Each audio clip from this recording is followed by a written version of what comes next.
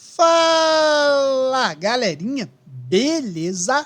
Eu sou Marcelo Bolinha e estou resolvendo a prova de Física do Vestibular 2025 da Universidade Federal do Rio Grande do Sul.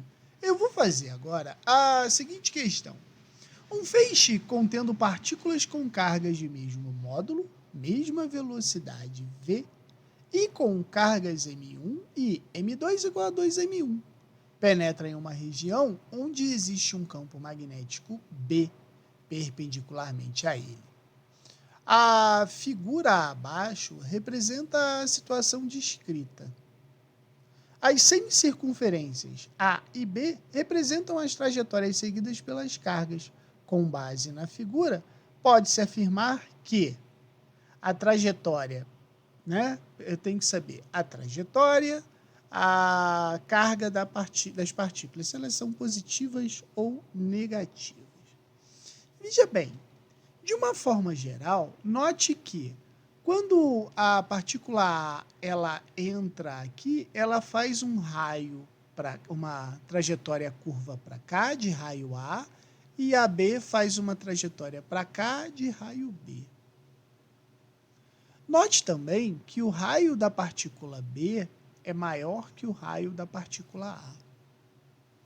Então, a primeira coisa que eu vou fazer é determinar uma relação para esse raio das trajetórias e depois analisar em relação à partícula A e à partícula B. Note o seguinte, quando essa partícula ela entra aí, ela faz uma trajetória circular. Essa trajetória, normalmente, ela tem um raio, certo?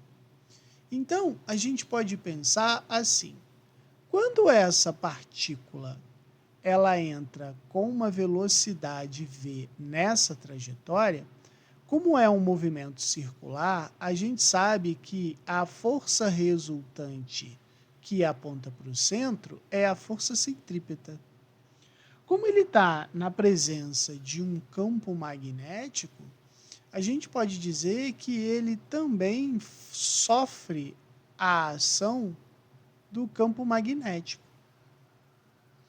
Então, nessa situação, eu posso dizer que a força centrípeta ela vai ser igual à força magnética.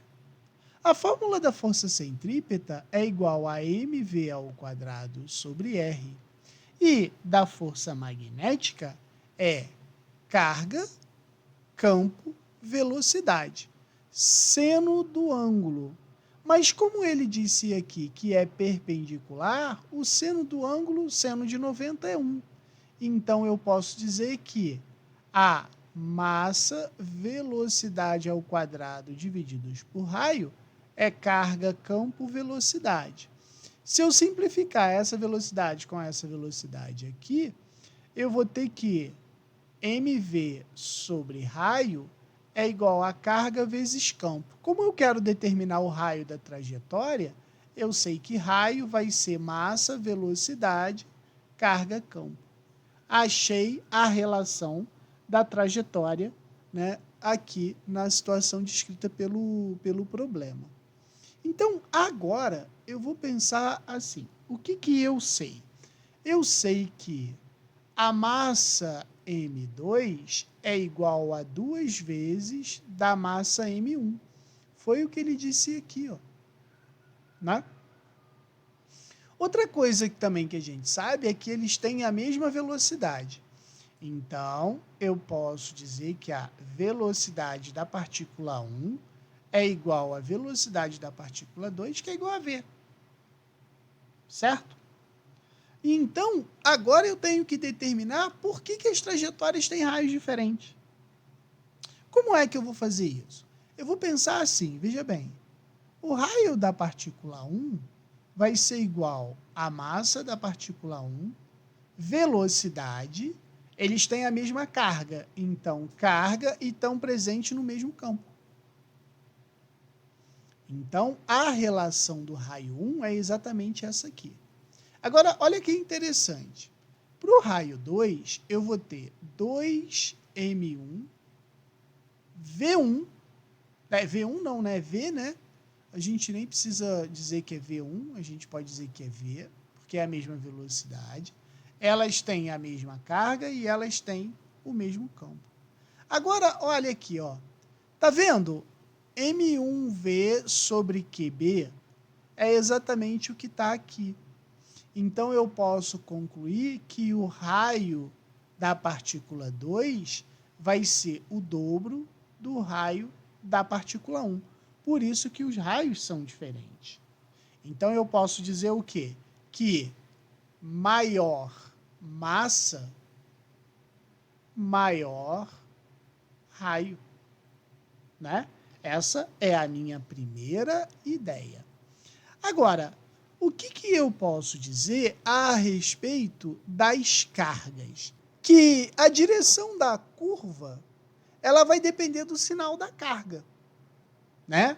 Porque se a gente for olhar aqui, ó, uma partícula foi para cima, a outra partícula foi para baixo. Então, eu posso pensar assim, se a carga for positiva, a gente aplica a regra da mão direita. E o sentido da força é perpendicular à velocidade e campo, determinando uma curva. Agora, se a carga for negativa, a trajetória será invertida, como se aplicasse a regra da mão direita e depois trocasse o sentido, né?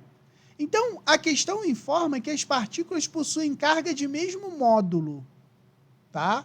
Mas não especifica diretamente se são positivas ou negativas. Ele só diz que elas têm carga Q. Então, a gente pode dizer que a direção da curvatura pode ser indicada se a carga for positiva ou negativa. Se a trajetória da partícula A for associada à carga negativa, então a melhor resposta seria a letra A. Beleza?